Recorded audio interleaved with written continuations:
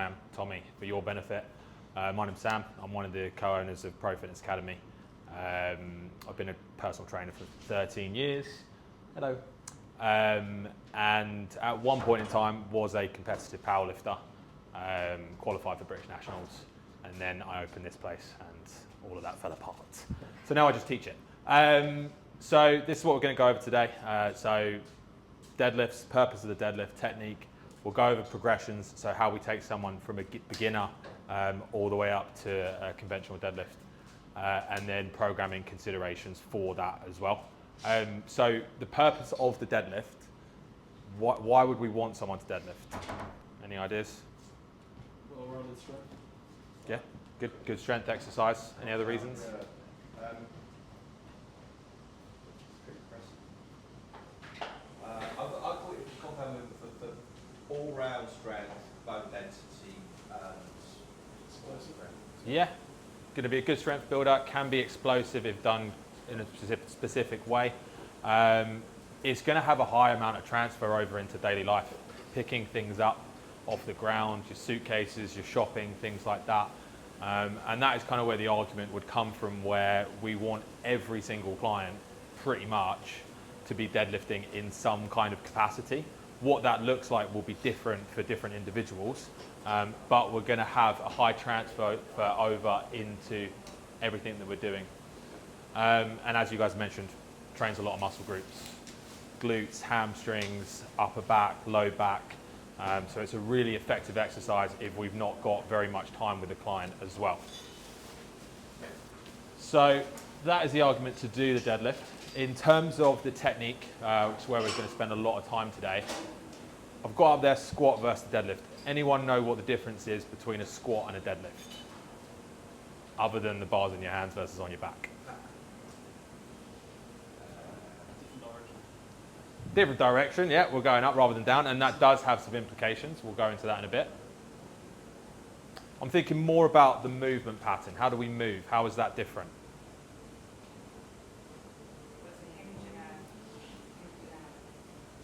Yes, a hinge versus the knees, right? Okay, so hip hinge rather than being a knee dominant movement, and that's really important, especially as we start to get to use one of these, okay? Those knees being out of the way is going to be important to allow that bar move up and down. And then the other implication of that is obviously the muscle groups that we're largely going to be using, the glutes and the hamstrings versus the quads. Now there are different deadlift variations which will actually target the quads a little bit more. A sumo squat, for example, is actually a much more quad dominant movement than a glute and hamstring dominant movement, which is exactly the opposite of what every female Instagram influencer would have you believe, is that the sumo deadlift grew her butt. She wasn't quite doing it right when we're talking about lifting it for as much strength as possible. Okay, so deadlift is going to be a hip hinge versus the squat, which is going to be a largely knee dominant movement. Rounded back, is that going to be a good thing or a bad thing? Why does it depend? Okay. The rounded back is only going to be problematic if we're seeing movement under load.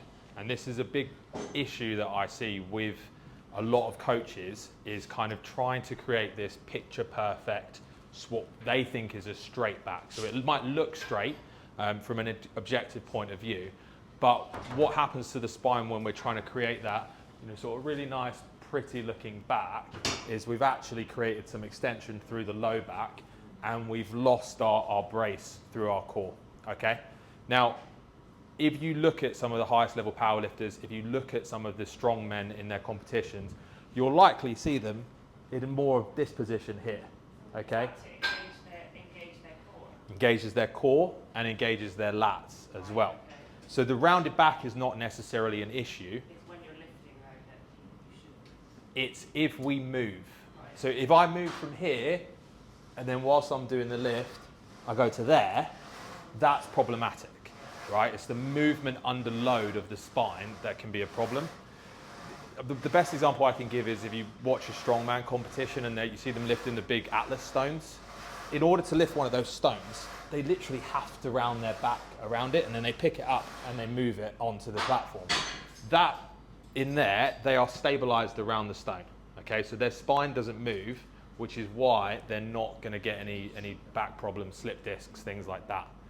And actually what we find is when someone tries to sort of create that picture perfect straight back, we actually create more problems for ourselves rather than good, because as the load starts to get heavier, the muscles that cause that sort of retraction of the shoulder blades here, so your rhomboids, your mid traps, your low traps, they're relatively weak compared to the lats, okay?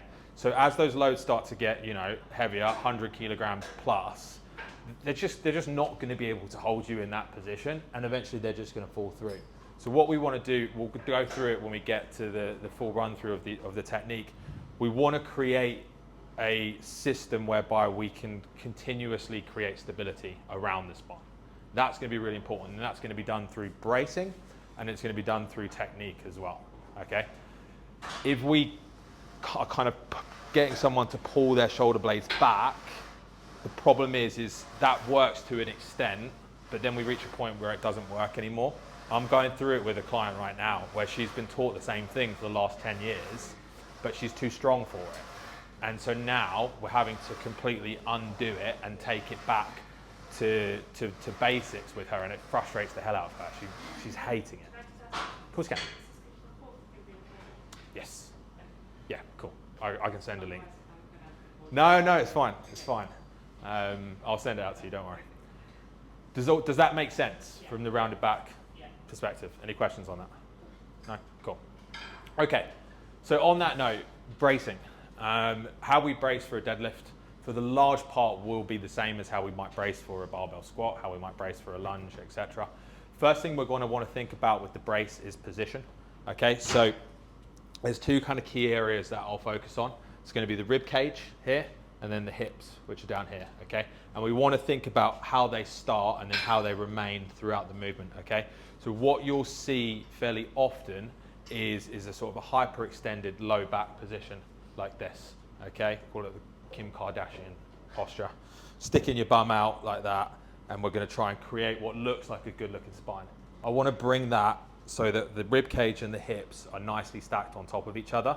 That does two things. It brings us into a neutral spine, and it also reduces the amount of space in our abdominal area within which I have to try and effectively brace. If you think about the space here versus when I'm here, I've got to try and fill a lot of air there, versus if I'm compact here, that is going to be a lot easier for me to now stabilize and maintain. There's then going to be two parts to the brace. Breath, okay, so big inhale in through the nose, filling the belly with air. So we want what's called a circumferential brace. So if you've ever worn a lifting belt, what does a lifting belt do? Any ideas? Helps you brace. How? Tension, creates tension. Okay, so Pressure. it creates intra-abdominal pressure. The lifting belt is actually a tool for us to get feedback from. Okay, so a lot of people just think, tighten it up as hard as I can tighten it, and that is now my core. It's the opposite of that. What we want is something to essentially push out against, and that gives us the feedback that we're not just kind of sticking our belly out. We want to be kind of filling air the whole way around. So I want to feel the back of the belt, I want to feel the sides of the belt, and I want to feel the front of the belt as well. Okay, so it's a really effective tool. It makes a huge difference in terms of your ability to create that intra-abdominal pressure, but only if it's used correctly. You see guys like walking around with it just on as like some kind of accessory in the gym. They're doing bicep curls with it. It's like, it's not really what it's there for. And then the second part of the brace is going to be a muscular brace. Okay, so that is exactly what it sounds like, tensing, which is what most people will do, right? They'll tense their core as if someone's going to come in and like punch you in the stomach. So brace your core really, really tight, big deep breath in, and then we want to maintain that position. So if I'm deadlifting, we want to maintain that hinge as we go back. Okay? Does that make sense? Cool. All right, let's... Crunch. Crunch. Not really. Not really. We're just essentially bracing as if someone's going to come and punch you in the stomach. But if we crunch ourselves down, that might put us into too rounded of position. I know that I said that it's okay, but we don't want to over exaggerate it.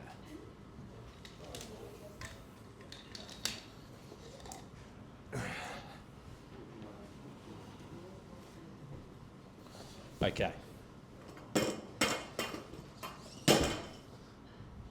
Is there a technique, by the way, of getting plates on and off when there's loads of plates running up the bar? Yeah.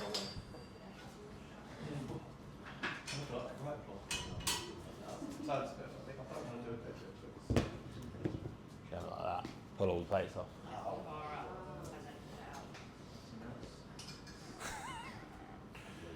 There you go. I know. It's so embarrassing. If that's your one takeaway today, I've made your life 10 times easier. No, and also it's a really good job because I didn't have all the things. That wasn't on the board, so I got to charge extra for that one. I was doing all this kickstand thing that looked like Okay. and looking stupid. So, running through the technique for the conventional deadlift. So starting position of the bar is going to be really important. So where do we think we want the bar to be? Really close, really far? I'll say close. So are you riding up the shin? Closer, yes. I don't want to start right on the shin, which I'll explain why in a second. We want to start, if I've got my legs locked out and I look down, I want to be able to see my laces and the bar will be just sort of just over that bit. There, okay? That's going to be a good starting position for us. From there, I'm hinging the hips back and I'm going to reach down to grab the bar. Now, one of the other components of keeping our spine nice and stable is going to be how we interact with the barbell. Okay, so these bars not so much. So this is a power bar. We used to have a deadlift bar here, but I took it home. So some bars are a little bit more flexible than others, but all bars will have a certain element of slack to it. Okay, and it's going to be really important that as we start to lift heavier and heavier weights, that we learn how to effectively pull the slack out of the bar.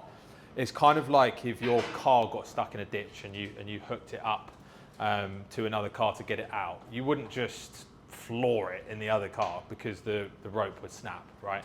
What you would do is build tension with that rope and then hit the gas, right? So we want to effectively do that with the bar because that is going to allow us to keep that position that we've worked so hard to create. Okay, if we don't take the slack out, there's going to be a point where the slack does come out of the bar, and often it will be your spine or it will be your shoulder position that is compromised in order to allow that to happen. That make sense? Cool. So, taking the slack out of the bar. So we've set our feet, arms going down, hinging the hips back. From this position here, I want to create a system within which we can actually pull that slack out. There's a few different ways to do it. So I'm not saying that this is the only way. There definitely is other ways to do it, but this has always been my preferred method. So from this position here, I'll actually elevate my hips up. So you see I create a little bit of extension through my legs. As I'm doing that, I engage my lats. So I pull up. So you can see that the bar's actually coming off the floor at this load, okay? What I then want to do is maintaining that pressure on the bar is drop my hips down slowly without losing it. And that's the tricky part. That's where my client's losing her mind at the minute. So up, drop down. As soon as I feel the my shins touch the bar, I'm off. Okay, so if you watch the position of the bar, you see how it's coming off the floor. If I put, 160, 180, 200 kilograms on the bar, it's not going to come off the floor like that. I wish it would, but it's not going to. That is essentially what we're looking to do, is maintain that tension on the bar as the hips drop down, okay? Now that starting position where the shins touch the bar, that is going to be really important because I'm waiting for that cue of feeling my shins touch the bar to actually drive up, okay? And if I go too far away, I'll show you what happens. I end up too low and I'm in a squat, okay? And then the bar has to essentially go around the knees. If I put it too close, I don't get my hips down low enough. Very good for a stiff leg deadlift, but not so great for a conventional deadlift. Okay, so that position is going to be really important to essentially get myself in the right position. Question? Is it more like an RDL, a stiff leg? I Yeah. don't know. Basically like a full range RDL all the way to the ground. Basically what you're saying is you want to start to pick the bar up while your legs are like that. And Yeah. then you drive down. Yeah. So something that was mentioned earlier, the different directions. So a squat goes down versus a deadlift goes up. In a deadlift, it's one of the only exercises where we don't have an eccentric loading portion first. It's straight into concentric. So what we have to do is find a way to build tension with our muscles. Okay. So I like putting the hips up because it engages my hamstrings. And then from there, I'm engaging my lats, I'm engaging my hamstrings. And then if you do it right, the bar should just pop up. Because you've taken, like let's say there's more weight on the bar, we've got 200 kilograms on the bar. If I've taken 199 kilograms out with the slack, then when I finally go to lift, it should just fly. Obviously, eventually, the weight, it doesn't fly. But if we're doing it right, you'll feel the difference. And it's really challenging. Like when I was competing, I was still practicing. Like even before I was going to step on stage and perform, I was still practicing trying to get that slack out. And some days I'd get it great, and some days I just wouldn't, because it's not easy. It is a little bit easier with a stiff bar like this. In competition, they use a Texas deadlift bar, which is a bit longer and is really flexible, which if you get it right, feels amazing versus this, but it's harder. Can I ask, when by taking the slack out, Mhm. does that then help mitigate the lower back problems, or Yes. affecting the lower back? It can do, yeah. Right, okay. Yeah, if you've got low back problems with the deadlift, I would go back to your brace, Yeah, I use that. trap bar. Yeah. Yeah, which is fine. It all depends on what your goal. We're going to get to that with programming in a minute.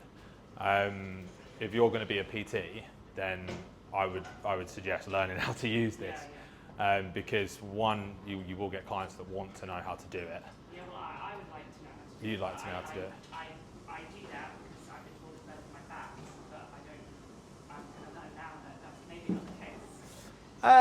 It's easier. We'll talk about that in a bit. It's easier. And there's less complication because the bar's not in front of us, right? So I'll just run through the technique one more time and we'll go over specifically the brace.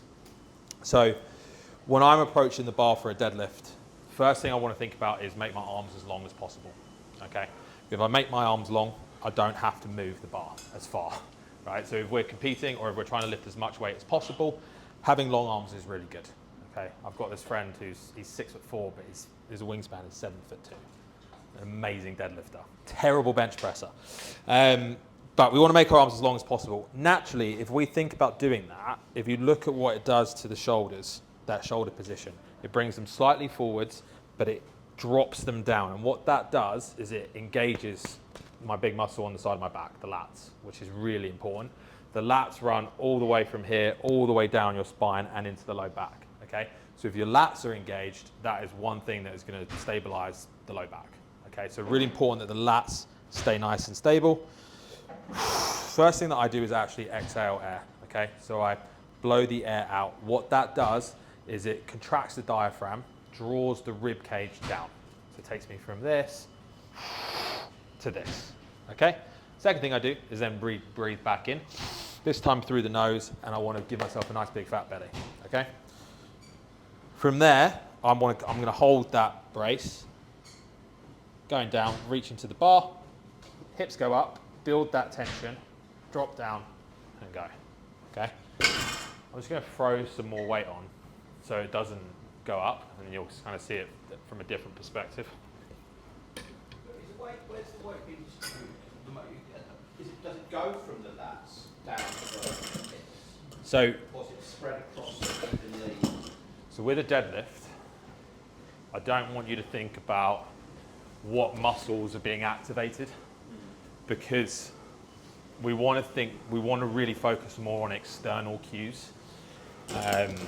like pushing the ground away from us is my preferred one to just think about. I want to push the ground away with my legs.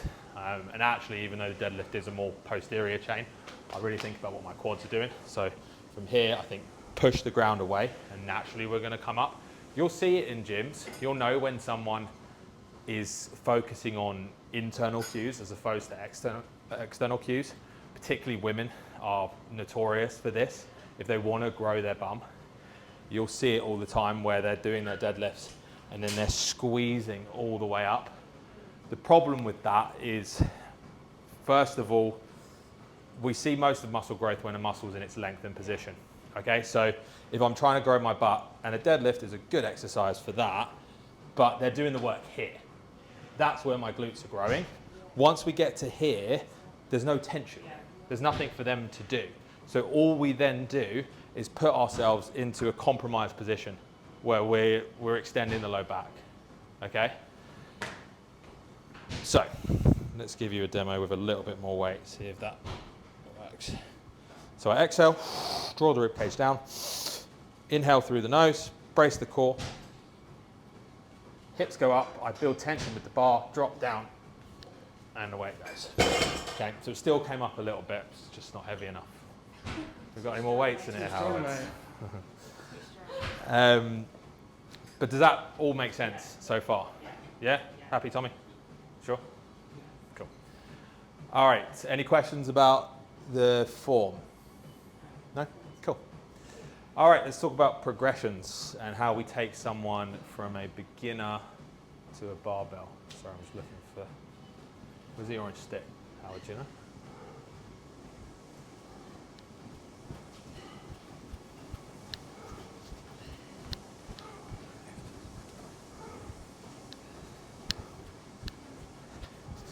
I was all prepared with everything except one.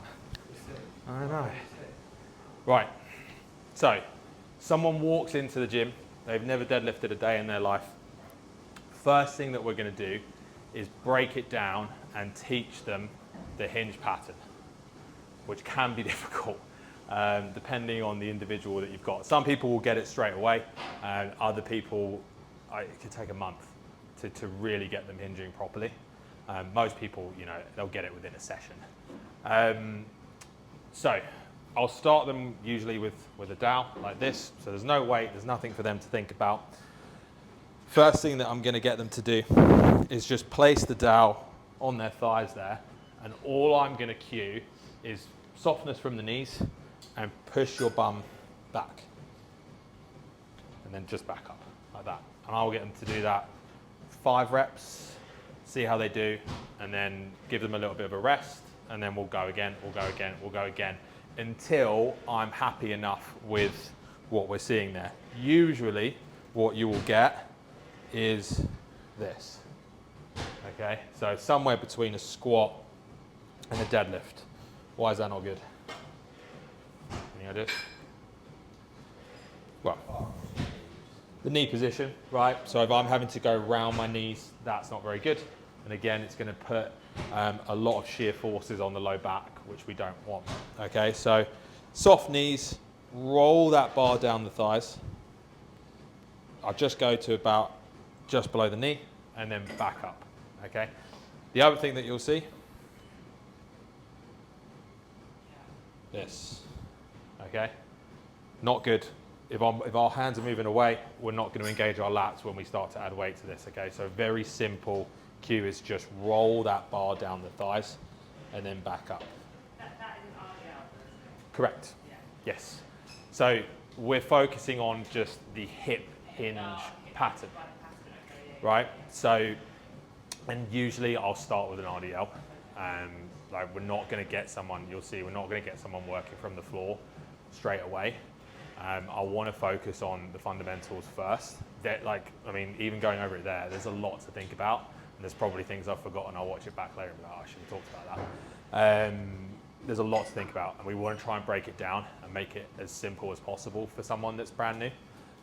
So starting with the hip hinge, there's a few different drills that I like if someone is struggling with it. One cue that can be quite useful, even just without having anything else, is to tell them that to imagine that they've got a handful of shopping and they need to close the car door with their bum. Okay, so just to cue them to just do the little butt back first rather than sinking down. Like you wouldn't close a car door like that, but you would like that, right? So that can be a useful cue. Another one is having an external cue, like on the wall here. So getting them to start really close to the wall and just say, right, touch your bum to the wall. Cool, that was easy. Move a little bit forwards, touch your bum to the wall, and keep moving it forwards until eventually they're, doing a full hip hinge movement. So that's a pretty useful one. The other one which I like sometimes is going to be the bench. If you jump up a sec, Tommy. Or Michaela, whoever, doesn't matter. So starting them with their shins or the back of their knees on the bench and then saying, right, hinge your hips back without losing contact with the bench. Because if they're doing that sinking thing, immediately they've lost contact with the bench. So keeping their legs in contact with the floor, hinging back, and then back up. Cool? All right, so once they're competent with that, move them forwards quickly. Don't spend a whole session with this. We need to remember that ultimately our first job is to get people results. As much as we might like them to have a perfect deadlift technique, it's probably not their priority. It's probably not the reason they've come in to see you. So don't spend hours doing it. We'll talk about that again when it comes to programming considerations. Is it worth it for some people? So I was on squats, deadlifts are fantastic for metabolic. You've got weight to burn, you want to, that's compounded, Yeah. Is that correct? Correct, but this is where, so we'll talk about it now. I categorize exercises in two different categories. So we've got skill-based exercises and we've got output-based exercises. So skill-based exercises, squats, deadlifts, lunges are really difficult for a beginner. Dumbbell chest presses, bench presses are movements where there's a high requirement to practice the skill first. And then we've got output-based movements, leg extension, leg press, chest press on the machine, lat pull downs. There's not a high sort of skill demand there. And so usually what I would look for in a PT session is one, maybe two skill-based movements where the goal is we're practicing a skill with the long-term vision of, yes, one day we can load this and it's going to be really good for that individual, but we need to get results now, right? Otherwise, they will not continue to pay you if you don't get them results. Or they just won't have a good experience and they won't come back. So then the rest of the session, we're putting them on simple output-based movements, bicep curls, isolation movements, anything that I can do where they're not going to get hurt and I can train them hard, right? I think a lot of new PTs are a bit worried that their clients are made of glass. They're not. You can push them, you can push people for the most part. Look, obviously there's always going to be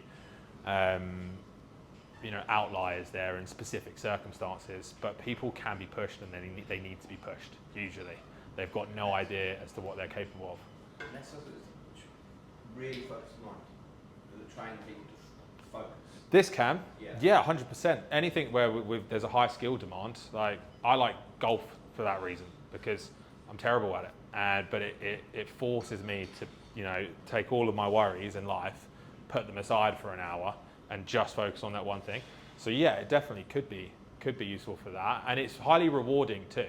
Like once the technique starts to fall into place, we can see progressions really fast, and that can get people hooked. I'm super excited to try this. Yeah. Okay, we'll talk about the programming because there's a lot more to go into there. I could talk all day about it. So we've got them comfortable with the hinge. We're happy with that. Next progression I would go for would either be a dumbbell or a kettlebell RDL. Okay, so that is very simply, we're now just adding load to the same pattern that we had before. So we're getting them comfortable holding the weights. These are going to move around a little bit more, so they've got to be a little bit more focused on what their lats are doing, keeping them by their sides. And what would be the advantage to this versus one of these? Any ideas?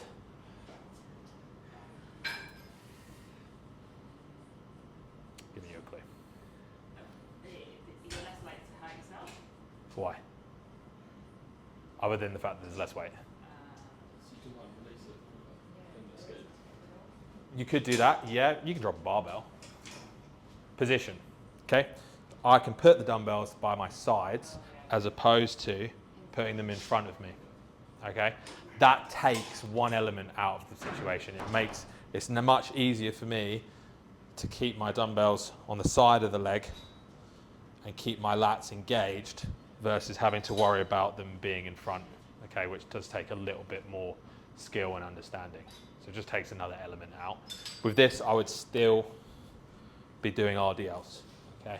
And you know, depending on the individual, depending on what their goals are, I might stay there. I might stay there until they're lifting the heaviest dumbbells we've got. And then only then would I progress it to a barbell. If I've got scope to continue, then why not continue? What would be the advantage? So once they've got that down, usually my next step would be the trusty trap bar, the PT's favorite. Move that out of the way. Obviously, Kelly, I know you've used trap bar. Anyone else use one of these before? No? Probably Badly? Yeah, badly, yeah. What would be the advantage of this? Well, you'll set the central balance. Hold it laterally. Yes. So hand position, again, I'm not having to worry about that barbell being in the way of my knees, and my hand position can stay by the side. Any other advantages? Is it safe for your back or not? Drop it straight down, can't Pardon? you? You just drop it straight down. You can go straight down. And the other advantage would be this. Shorter range of motion, right? If we put a plate on there, you're starting probably just underneath. So it's not that far off of an RDL. Okay, so if we want to get someone comfortable off of the floor, this is a really good way to go. You'll see 4 as then block pulls. The advantage to the block pull is we're starting higher up, so we're not on the floor yet, which is just another factor that we've just taken out. So you can see piece by piece, we're just bringing in different elements to the deadlift, and we're just layering it one on top of each other, rather than having to, you know, figure out that full technique right from the start. Probably should have just left that and put it down there. It would have been smarter of me, but we live and we learn. So trap bar is a really good tool for teaching getting the bar off of the ground and being comfortable with that. Can we have it the other way around? Can do. That's what I like it. It's not wrong. It's harder. Yeah, that's what I mean. That's why. Yeah. So what you're doing there is, if you put it the other way around, is we now don't have the advantage of the higher handle position. Okay, we've still got certain advantages, i.e. the hand position, and then also the fact that we can go straight down. But we've taken away just the short range of motion. But yeah, you can do. I don't like doing it. It hurts. It's horrible. With using this as a tool, we as coaches have to make a decision as to whether we're just going to use a trap bar deadlift forever, or whether the goal is to move to a barbell with that individual. And the reason we want to make that decision is it will alter your technique slightly.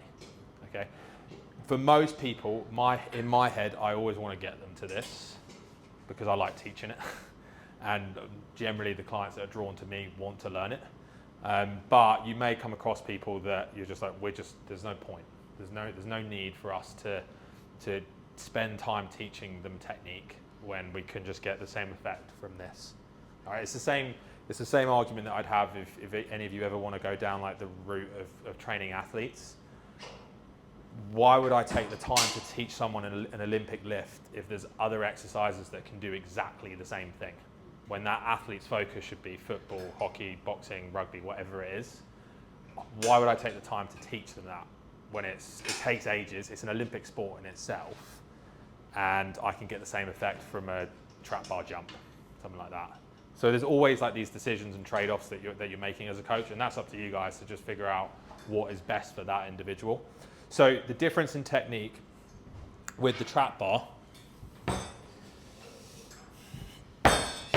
So if I was going to use the trap bar personally, as an accessory tool to this, my technique wouldn't necessarily look like what we discussed just then. It's going to be somewhere between a hybrid of a deadlift and a squat, okay? And the reason being is I can actually sink a little bit lower down. I can let the knees travel forwards a little bit more.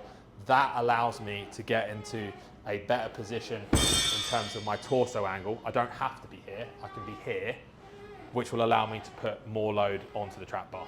You can put crazy amounts of load on this usually.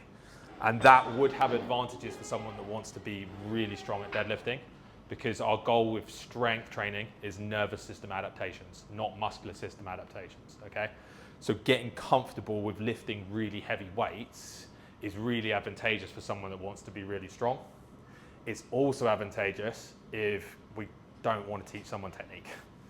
And that's why you see a lot of PTs using the trap bar, because the skill demand is so much lower than a barbell deadlift, okay? I can sink down. I can allow my client to let their knees travel forwards. Now the difference would be, if I want someone to eventually get comfortable with a barbell, is I'm just gonna try and get them doing it in exactly the same way, okay? So hinging those hips back, not letting the knees travel as far forwards, and performing the movement how they would once they get up to the barbell. Make sense? Cool. Any questions on the trap bar? No. If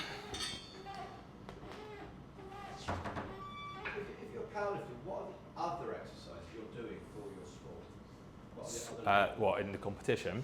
Well, what would you be training? How would you train to be a powerlifter? What would you just doing this the whole time? Is that? No, so powerlifting is squat, bench, and deadlift. Oh, it's okay. Oh, I didn't know that. So you're training for all of those. So what was Eddie Hall? He's just a. He's a strongman That's okay. and a terrible boxer, but mainly a strongman.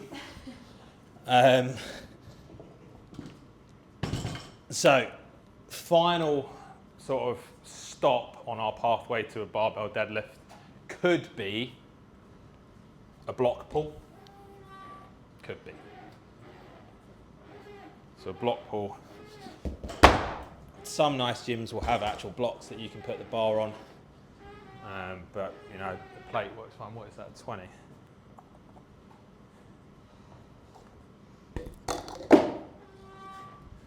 So what would be the advantage of this?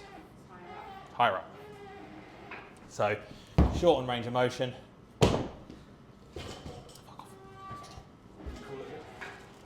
A block pull.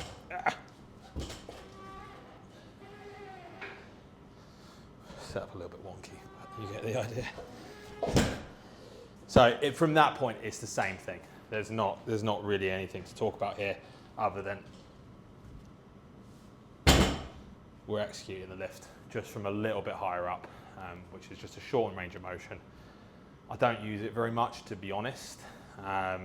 Usually if I've got them comfortable with this, I'll just start with some light weights and start to get them more comfortable with a barbell. I find that it's hard to teach the slack pull with the block pull because there's less room for me to work with in terms of actually getting that slack out of the bar. So in some instances it can be slightly detrimental, but a great accessory if we're trying to get strong for the same reasons of the trap bar. Is it's a short range of motion, we can put more weight on the bar. So if we're looking for nervous system adaptations, it can be really useful. Okay? Just a question. Cool. Speed position. Yep. If you're not, if you're very much straightforward. Yes. Is that because of your body type, or is that just? No. For a deadlift, I want to have straight feet. Okay. If I've externally rotated my feet, what has happened at the glutes? They've shortened, right? So the glutes have shortened to externally rotate the foot. I want to use those glutes as much as I can. Okay, so keeping the foot straight and then also inside shoulder width as well. Okay, if I'm outside shoulder width, what happens to my arms? They've got shorter. They've got to go wider, which one makes it hard to engage the lats, and two, it makes them shorter. Remember, we want long arms. So inside shoulder width, that's going to allow me to make my arms as long as possible. Cool. Any questions on that? There's another question. If we just, so I might be misinformed by would that be true also with the squat lift? Squat, because we need to go further down with the hips, it can create a little bit more space for someone to do that. So usually people will be a little bit more comfortable with a slightly externally rotated foot when we squat. But there's less demand in terms of hip flexion and knee flexion with the deadlift, so it's slightly different. Okay. Cool. All right, and then finally, programming considerations. So we've already discussed this a little bit. First thing that we want to think about, is the deadlift right for that individual? The answer is yes, but the question is, where on that spectrum do we put them? And by the way, there may even be some people that there's a stop right in there as well, where they're just not ready for free weight movements. I've seen it where people are genuinely so weak that they cannot control their body. Okay, so in that instance, you're sticking them on a leg curl, leg press, things like that, where they're externally stabilized. We're going to try and build muscle first, and then we'll bring them back to a free weight movement. It's rare, it doesn't happen often. It happens quite a bit with teenagers, kids. So I had a 14-year-old boy who, you know, the minute you put a football at his feet, brilliant. But trying to get his body to move in the gym was like Bambi on ice. And the reason for that is his body is just growing so fast. And he just doesn't have the body awareness. So adding muscle mass to him first then improves our mind muscle connection. It improves our control over the muscles and allows us to then execute the movements properly. Hello, mate. So is it right for them? Yes, it's just really about where on the spectrum are we going to put them, and then how far along the spectrum do we want to take them. So for most people, for general pop clients, it's probably as far as we go is the trap bar. And it would only really be for individuals that want to push it further to go to a full deadlift. Okay, and that's just a conversation to have. I don't train very many clients at the minute, but I've got one that wants to be as strong as she possibly can be and wants to do this stuff. And I've got one who comes in for a chat, doesn't care. But she likes the trap bar deadlift because there's less to think about. Okay, does that make sense? Yeah. Cool. Reps. How many reps should we be doing? I would suggest Depends. a lower rep. Pardon? Lower rep range. Go on. What I was going to say is that lower reps, the more weight you add on. Yeah. None of you are wrong. I like the depends answer. That's the best answer as a coach, because it does. It always depends on the individual and what we're seeing, right? Like, one piece of advice could be right for this individual, another piece of advice could be right for this individual over here, and you know, it could be wrong for somebody else. Okay, so it always depends on what we're seeing in front of us. What is the primary goal of a deadlift usually? To build strength. How do we build strength? By lifting heavy shit. Okay, so with a deadlift, I'm rarely, especially if we're sort of talking trap bar deadlift or block pull or a full deadlift, I'm rarely going over 5 reps. Okay, the reason for that is, 1, we can't load it if we go too heavy. 2, if I start to get fatigued within the set, what happens? Form goes, so risk goes up. So that trade-off starts to become not worth it. And 3, even if I do execute it correctly, I've been lifting for 13 years, my technique's okay. And so I probably can get through a set of 10, a set of 12 of deadlifts correctly. But that then has a hugely detrimental effect on the amount of fatigue that I then create, which we'll talk about in a sec. So we're keeping the reps low.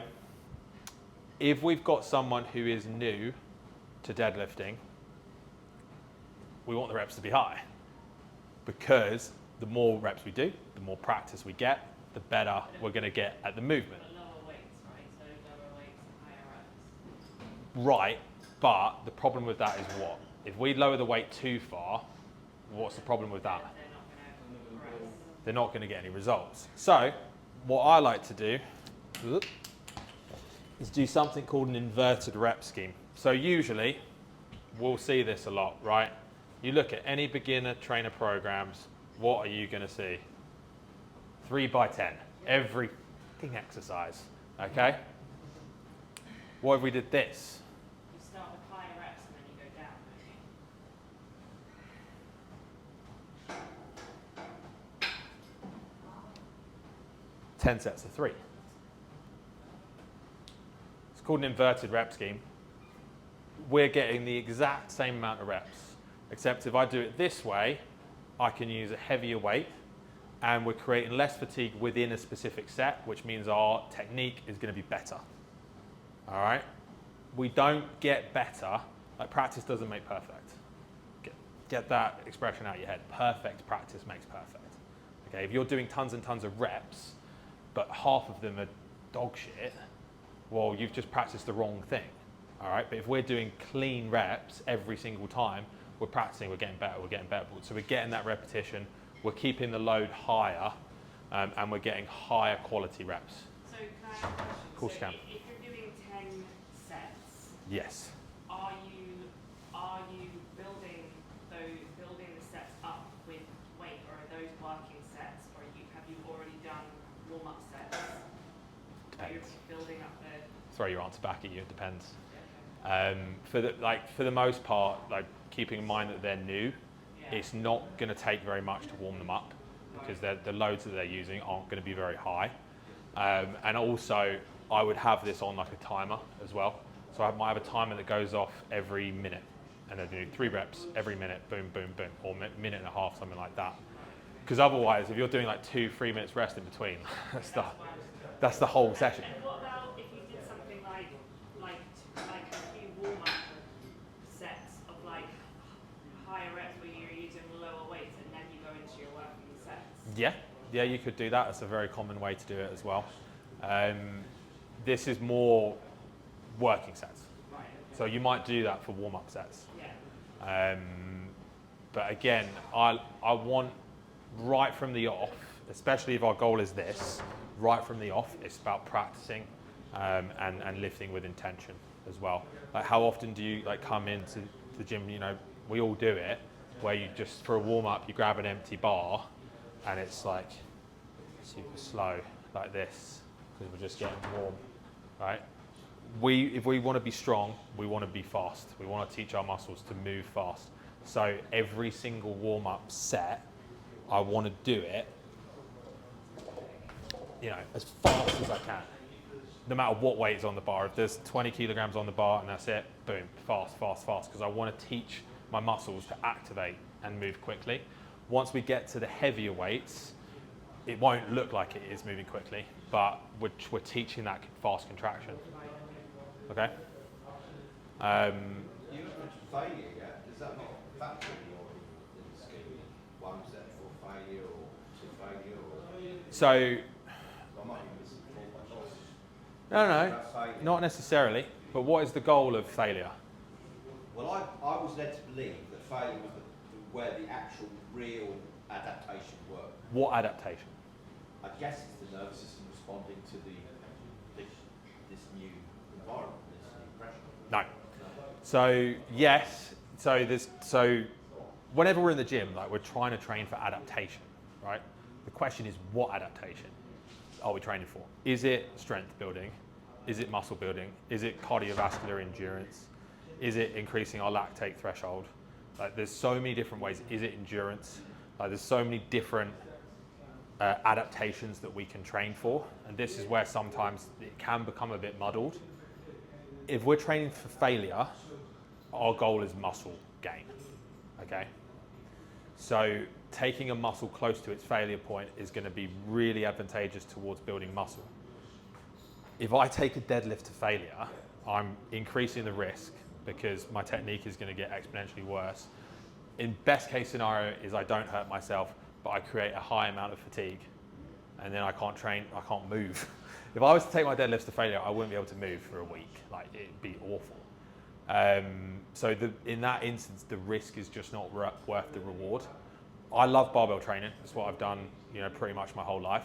It's not, it won't not build you muscle. It's just not the best tool to build you muscle, if that makes sense. Like, you will get stronger, you will build muscle. If someone starts lifting barbells every day, they're gonna build muscle. It's just, is it the best choice? That thing that you're sitting on there, if I want big quads, that's a better choice. Yeah, because I can go to failure, it's a controlled environment, there's no technique requirement. All that happens when I go to failure is I can't move it anymore. That's it. You'd be working pretty hard to hurt yourself on that. So there's just different tools for different jobs. Does that make sense? Yeah. Cool. So that brings us nicely onto this conversation, which is frequency versus fatigue. So one of the issues with a deadlift going to failure is the amount of fatigue that it creates. Okay, so we've got two different types of fatigue. We've got, here, I'll get the laptop out of the way. We've got systemic fatigue and we've got local fatigue. Okay, different exercises are going to do a different one. Okay, so systemic fatigue is going to be created by high compound, high weight movements. So deadlifts, barbell back squats, low bar back squats, bench press to an extent. Those are going to create systemic fatigue, which takes longer for our body to recover from than localized fatigue. So local fatigue, bicep curl, makes my bicep tired for like a day, and then we can come back and we can train it again. Same with like a calf raise, something like that. And then somewhere in the middle, you've got a leg extension, leg press. Going to be more localized in terms of fatigue. We're going to be able to recover faster from that.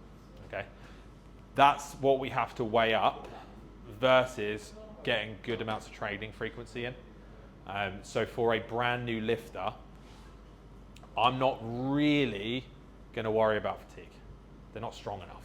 They can't actually create a huge amount of fatigue in the gym. Obviously, it depends. What are they doing? Like, are they a lawyer that's spending 14 hours a day at a laptop? Are they a mum of 3 kids? 3 toddlers? Like, where else is their fatigue coming from? Because it will all accumulate, and our body doesn't really recognize the difference between, a stressful day with my partner or coming into the gym. It's just all going to accumulate as fatigue. So to say that someone doesn't have to worry about it is probably a bit much. But in terms of what we're doing in the gym, they're not strong enough to create fatigue from that. Okay? So that means that we can train with a higher frequency. Okay? If something creates less fatigue, we can train it more often. And that's a really good news if we've got someone that we're trying to teach technique. Okay? Because technique in terms of its SRA cycle is fast. The more we get touch points with someone, the faster their technique will improve. It's intuitive, right? If I play golf every day, I'm going to get slightly better at golf, all right? Versus if I play it once a month, I'm not going to get very good. It's the same thing in the gym. And that is a really good talking point if you are onboarding a new client and they tell you they want to train once a week. Nope. We're not going to do that. And then you're going to explain why. And as a coach, you've got to stand your ground on that. Because I've seen it kill careers where they don't stand their ground and then they don't generate enough clients. We've literally just had one of our coaches take a full-time job in something that he doesn't really love because he needs the money. He's got 12 clients. That is enough clients to have a full PT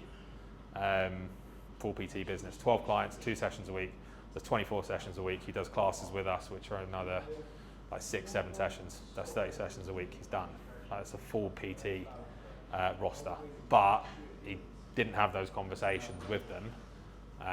And there was some clients he was training sort of once a month, once every 2 weeks, once a week at best. Like the last week he had 5 sessions. He's got 12 clients. So that's just a really useful way to kind of get a client to understand, hey, I need to see you more than that. Because if I teach you a deadlift on Monday and I don't see you again till next Monday, we're just starting again. We're starting that process again, and you might as well like just piss your money away. At that point, if they just genuinely can't afford it, then it's like, right, we'll do 4 concentrated sessions and I'll give you a program and on you go and we'll come back. Obviously everyone's got different budgets, not everyone can afford 2 sessions a week, that's fair enough. But as a coach, if you want to build a strong PT business, it's important that you kind of have certain values that you stick to, and 90% of people will respect that and they'll get on board with it and they'll appreciate it, because ultimately, like, they've come to you for advice. So if you're just sort of everything they say, like, oh, okay, like, well, you know, we'll only do once every 2 weeks, you're not actually having really strong ethics as a coach. So frequency with a new person, you might have them hinging twice a week. Bearing in mind there's also squatting that we want to consider as well. Quite often it might be, I like to use like the squat as a primary exercise, say a goblet squat, and then we're doing you know, one of our regressions, maybe a dumbbell RDL as well in that same session, and we could comfortably do that twice a week without creating too much fatigue. As someone gets stronger, that fatigue factor becomes a bigger issue. So figuring out how we're going to structure our training week to allow us to recover enough is going to be important. The stronger someone gets, the more recovery they're going to need. So I lived in Canada for 10 years and worked with a coach who was also a competitive powerlifter, and he was competing at the Arnold's. Like, you don't get stronger than this guy. It was disgraceful, some of the weights he was lifting. But he could only do a competition deadlift once a month. That's how much fatigue it created. He could only do it once a month. He would still deadlift every week, but it would be deficits, it would be banded deadlifts, it would be pause deadlifts, anything that he could do to make it feel hard, but not actually have as much weight on the bar, he would do, because what that does is it allows him to build strength without creating as much systemic fatigue. He was still doing pause deadlifts with more weight than I could ever lift in my life. But that is kind of a factor as we start to program more and more, okay? On the very extreme end of lifting, Yeah. when you see like their eyes working and their nose bleeds and things, and they're being interviewed after the world's, one of the guys, I can remember he's one of the 500 plus worker, and he can't talk now. He's off his head. What's going on in that? Like, what's going on in that? Physiologically. You know, I mean, if he just steps off stage, like a huge amount of adrenaline. right. And you know, if it was a very high level deadlift, then we're going to get the sort of the Valsalva effect taking place. So blood pooling is a potential risk of deadlifting. So if you have got someone who is doing a really heavy deadlift and you're coaching them, standing behind them is a good idea. Just in case they do pass out, you can catch them. You probably won't, like, unless you start working with powerlifters, you're not going to have to do that ever. But, you know, it can happen. Someone comes in and they've not eaten that morning, and then they try and, you know, pull a PR. It can happen.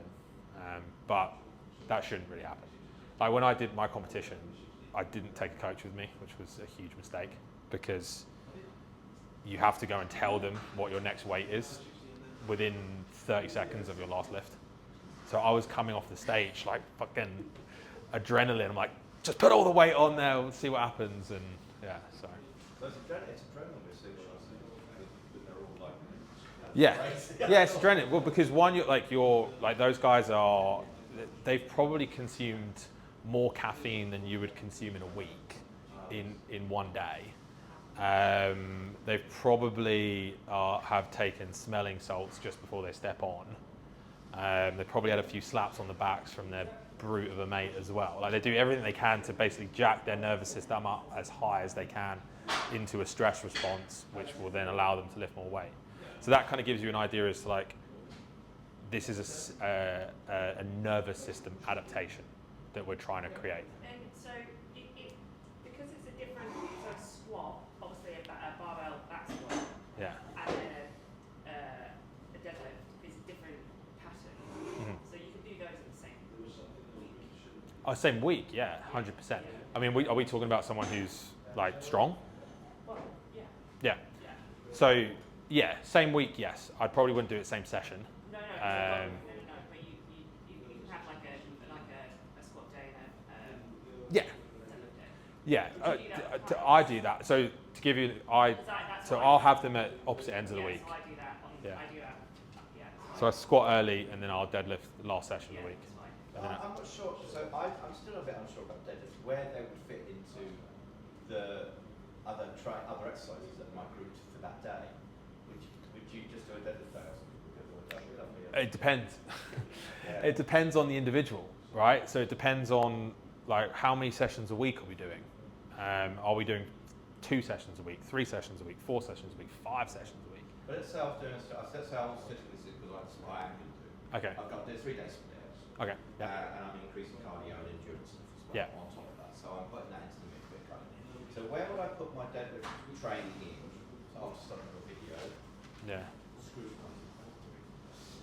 Where would I put those days? Where would I put it? So if you're doing a 3-day-a-week split, all of those workouts will be full body. I'd recommend, anyways. Full body, yes, because we want to get enough training frequency in. Well, I do chest, and shoulders, and then I do back and thighs and that kind of. But then I've got a leg day, so that's where my 3 days. All right, I'll explain the problem with that. Okay. I can do more. I can do 4.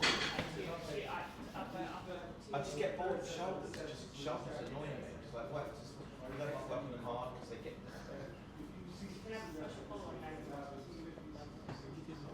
Okay.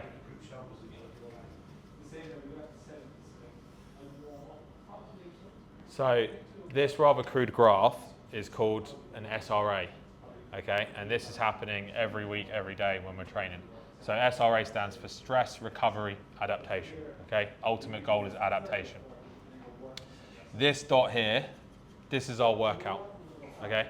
This dotted line here, this is your baseline strength that you walk into when you're doing that workout.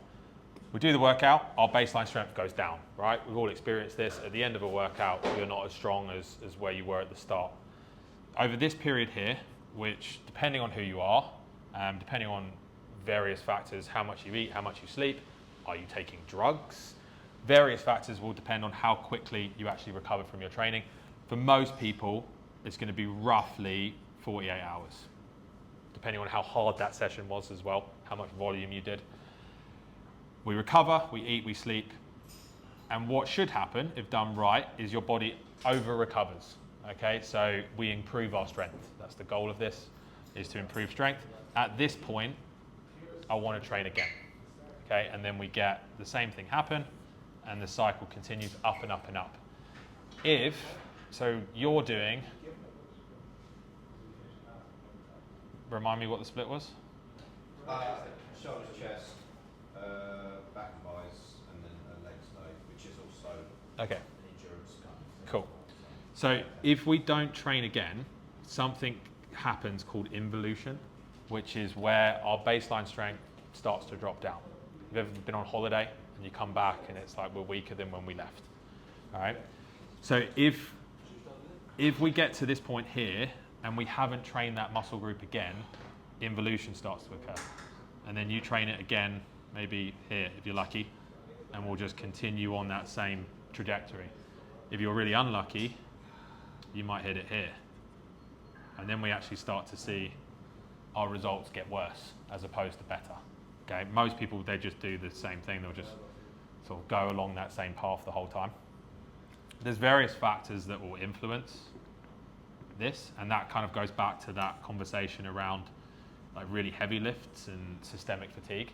If I was to train my 1 rep max, I'm going to send myself down there, and it's going to take me longer to then recover and get back up to improve that strength again. Does that make sense?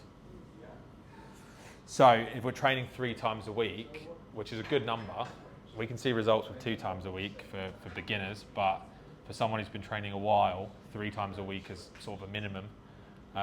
We will then be able to get that training frequency if we're hitting full body. So if you hit your shoulders or your chest or your back on all 3 of those sessions, then we can get the training frequency that we need to get good stimulus. But So the cycle would be better, we sort of do it on a 5-day cycle would be often the 7-day cycle. I do it on a 7-day cycle. So if you're doing 3 days a week, Monday, Wednesday, Friday, weekend off, and then go again. I've got cardio in there as well, so that's another day of whatever. I would do that separately. Yeah, that's separate. I'll do that. Yeah. I have a question with a 3-day body split. Yeah. So, how would you train lower body on that? Because surely, if you're training lower body and you're lifting heavy 3-day on a Monday, Wednesday, you're not getting enough rest. Or am I just? So there's a few different things you could do. Right. You could have a heavy day, you could have a hypertrophy day, and an endurance day. That's one thing that you could do. If our goal is strength and or muscle building, I would have heavy squats day one, Yeah. and then accessories around the hamstring on that same day. So if I'm going to train the squats heavy to kind of distribute that fatigue out, I probably won't do too many quad accessories. I'll go hamstring accessories. So RDLs, maybe hip thrusts, leg curls, single leg deadlifts, things like that. On the middle day, you might choose to do some exercises that allow you to train the legs really hard, but create constraints around how much weight you can use. So for example, a Bulgarian split squat is fucking hard work and is going to get you really good results. Lunges. Yeah, walking lunges, any single leg stuff, right? So what's that doing? It's making it really hard, but it keeps the weight and the load lighter. So we're creating localized fatigue, but not systemic fatigue. And then I'd go heavy deadlifts on the last day. And then you've got 2 days to recover before you're back at the squats. Make sense? Cool. Any other questions? A bit still systemic and localized. I would have thought that would be systemic. It is. And that is Yeah. So the deadlift is going to create systemic fatigue, which, there's various different ways that you can track that metrically if you wanted to. So you'd see systemic fatigue show up in like heart rate variability monitors, so like the Whoop bands or the Aura rings, things like that. Other ways to track it is grip strength. Have you ever kind of gone into the gym and like you feel weak? But you must have had gym sessions where it's just not. You feel weak But overall. like one of my main focuses at the moment is grip strength. Yeah. Yeah. So if you saw a drop off in grip strength, your systemic fatigue has likely gone high. So that's one of the metrics that they'll use quite a lot in professional sports when they're tracking athletes. Outside of like the sort of the more medical data they'll use is they'll actually have one of those grip strength trainers, and they'll track the amount of pressure that they're able to produce every day. And if we see a drop off, it means that someone's fatigued. Wow, that's interesting. How much sort of rest would you give with that? What, if we've got systemic fatigue? Yeah. Depends what you did. Like, I mean, after a powerlifting competition, weeks, multiple weeks, if you just had one really heavy session, 3 or 4 days, we don't want to be doing that often. Yeah. Like, I don't want to create systemic fatigue often, and that's where right now, I'm in like a deload week, but that's where we're kind of now. So SRA is happening during the week. If we're planning our training cycles, we want it to kind of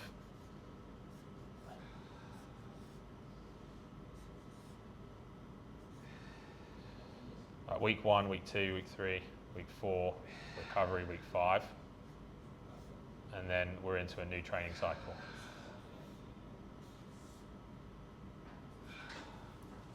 All right, so we're building slowly. So that's when we're structuring our training, that is what allows us to dissipate systemic fatigue, and that's a really important thing if we're looking at a client's programming sort of a step further back.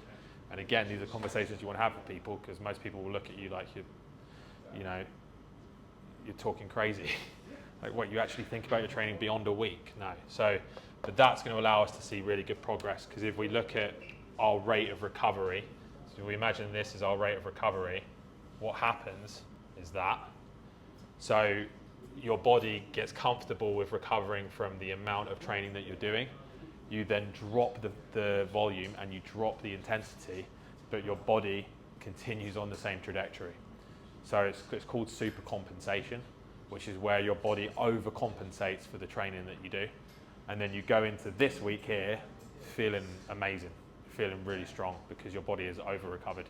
And it's actually here where we get the results. All of this is just setting us up. Do you ever just take a week off? I mean, yes, I do, because I hate training in hotel gyms. But you wouldn't, in theory, if you're doing this right, you don't have to. If you want to. So you've got to look at psychological benefits, right? Psychologically, if you've just fallen out of love with the gym, taking a week off can really help. You know, ultimately, like we're all trying, I assume we all want to be doing this for the next 20, 30 years. So what's 1 week in that? It's not a lot. So there's always like psychological benefits to things like that. Cool. Any more questions? That's good. You should probably have more questions now than when you started, like, because at the end of the day, like, there's so many sort of different scenarios that you could go down with this. And like, I realise most of the time I give annoying answers where it's like, well, it depends, but that's because it does. Yeah. I have a question. Go on. Are you going to do more of these? Sure. Please, because this was very good. Okay. Cool. Yeah. Something just sorry. Yeah. I think it goes What one would be amazing? a squat one. Yeah. Yeah, definitely. Sure. We can do a squat one. Yeah. Oh, the Smith machine. I was going to say, you haven't mentioned it. It's just not a thing you would be using a Smith machine for practice. I like a Smith machine actually. Not for practicing deadlift technique. No. But I quite like it if I put a Smith machine more over on the side of an output-based movement. Like, I like it for like an incline chest press or shoulder press. There's no use for this kind of RDL's okay. Yeah, I don't hate it for that. Split squats.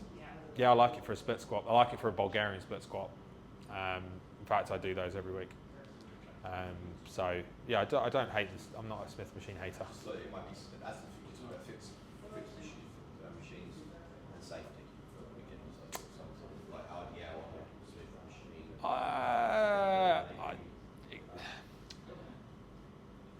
It could be disruptive to technique. As someone's more advanced and they're more comfortable with their technique, then yeah.